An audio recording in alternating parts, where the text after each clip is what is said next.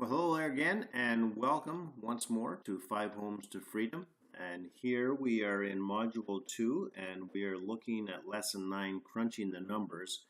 I have shown you a video of the Single Family Home Analyzer, which helps you determine the cash flow potential of a single family home or a property up to 4 units. And it's a very basic version of my more advanced analyzer for bigger deals like apartment buildings.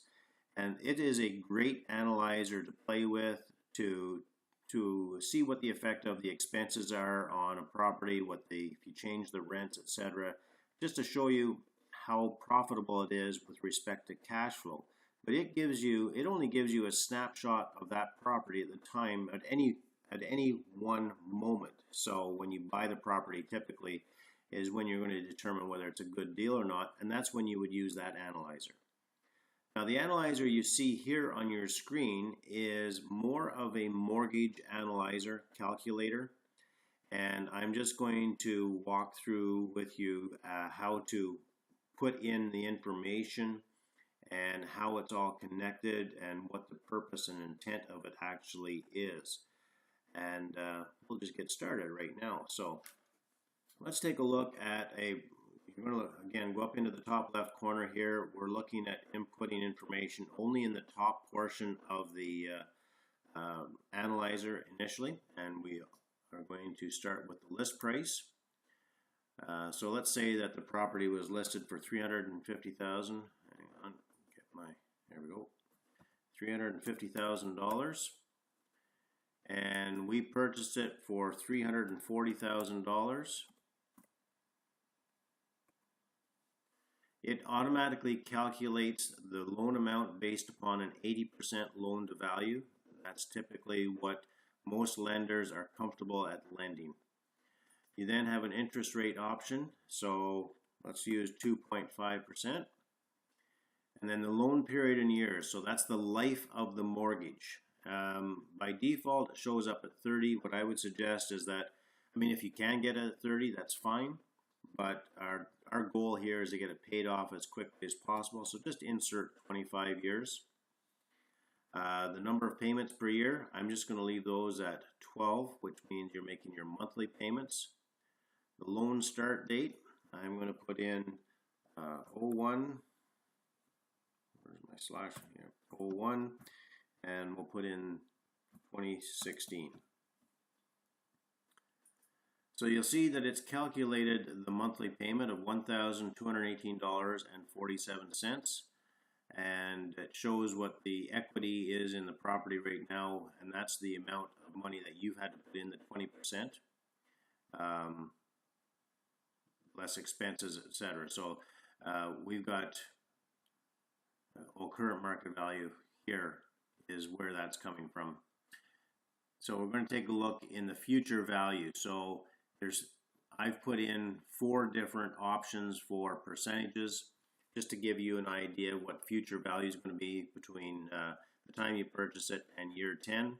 At 3%, you can see that in 5 years' time that property is going to be worth approximately $405,745 versus all the way up to, say, 6%, it's going to be almost $63,000 more in value just with that 3% appreciation.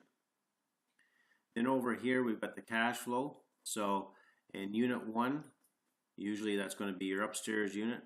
Let's say that you're collecting $1,400 a month upstairs, and the basement unit you're getting $1,000. And then for the other units, there are other units. It doesn't like that. It wants me to delete it instead. Okay, so we're collecting $2,400.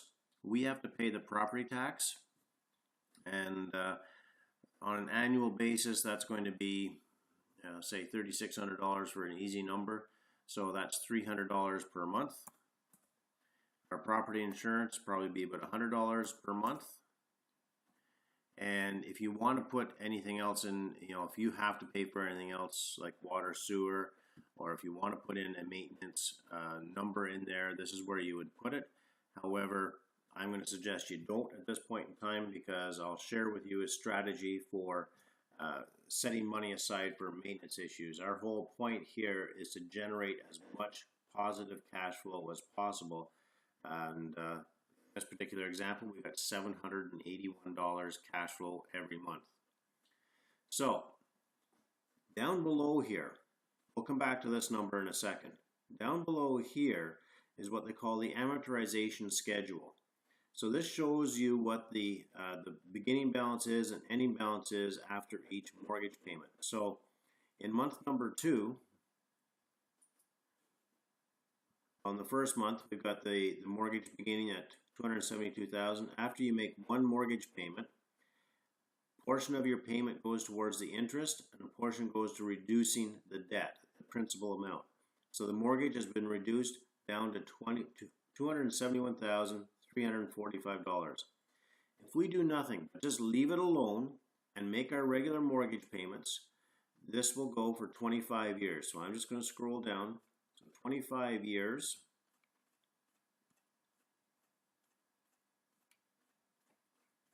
Down here. Should be 200.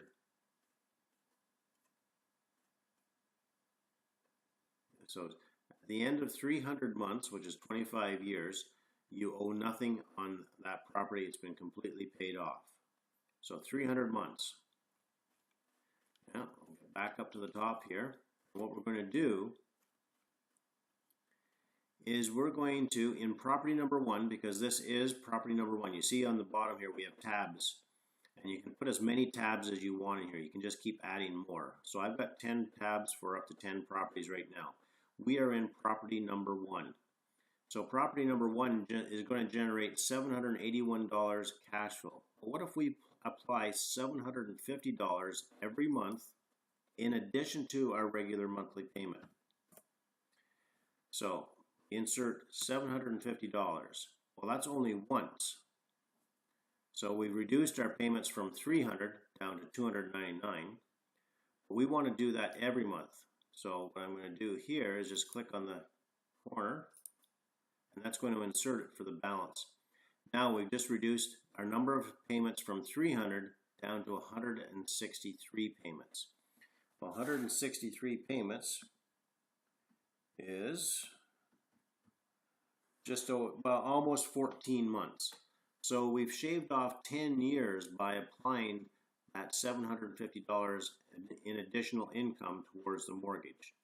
Now the thing is, we may not be able to apply it on a monthly basis. It depends on the mortgage, it depends on the lender. So I'm just going to take those payments back out, and let's say that we just make one lump sum payment on the 12th. $750 saved up is $9,000. So we're going to make a lump sum payment of $9,000 in here. And let's see how the effect is. So look back up here and you'll see that it is supposed to be 300 payments normally, and our actual number of payments right now is 300.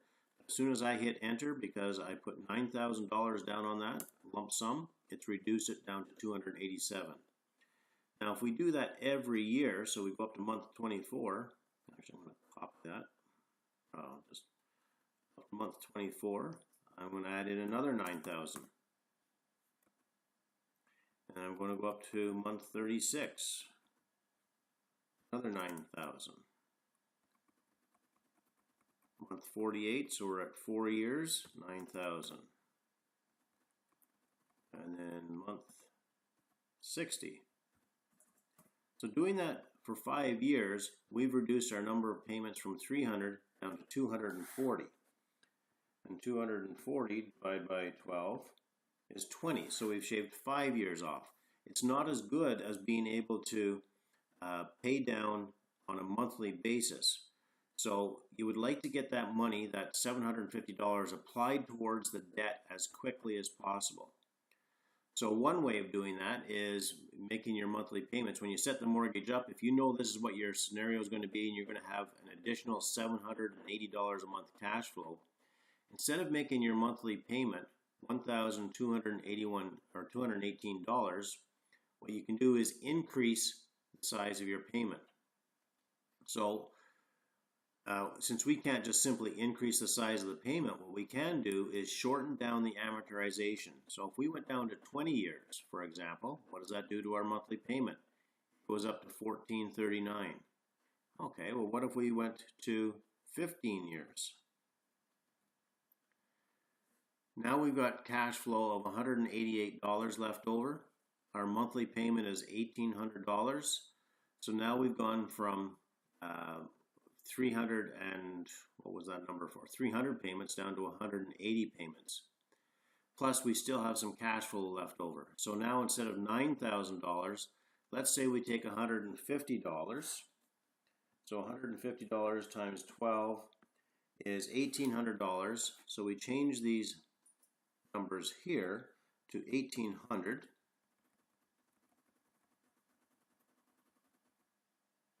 Oh, all gone. Okay, so that was, oh, going the wrong way, that's why. 1,800.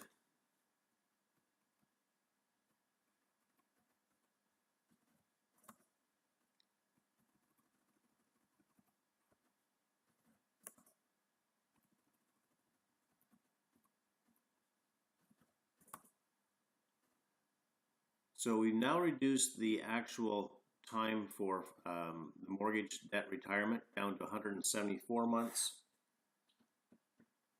Divide by 12 is, again, just under, it's 14.5 years. So it's not a whole lot. So the biggest impact you have is increasing the payment on a monthly basis if and when you can. So when you create the mortgage, some lenders will not allow you to operate with this tight of an income. They might say, no, we won't do 15 years, we'll only do 20 years. Just, again, this is the importance of having a mortgage broker who understands what it is you are wanting to achieve. So you want to make sure your mortgage broker sets you up with a proper lender who will allow you to operate with a tight net income. So they may not let you do 15 years, they may let you only do 20 years. And if they're only going to let you do 20 years, well, that increases your cash flow, means you're going to have to set some of that money aside to do your annual lump payments. Plus, you are also allowed to increase your monthly payments.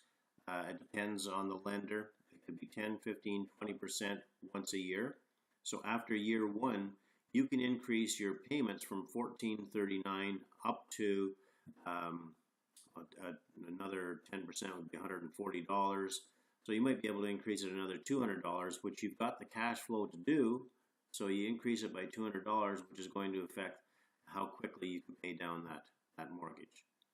So this is how this mortgage analyzer works. Again, you can play with all of the different numbers to see what works best with you.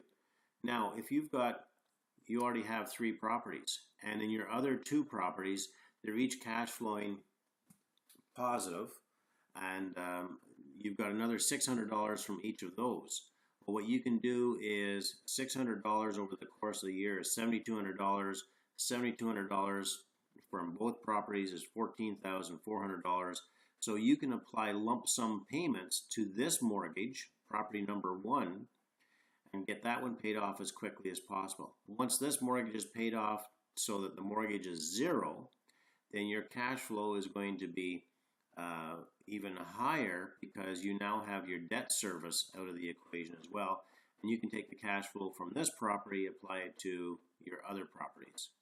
So this will help you determine which property you should be focusing all of your time and effort on, or should you be spreading it out over 3 properties, 5 properties? What's the effect? There is no magic calculator out there that will do this for you.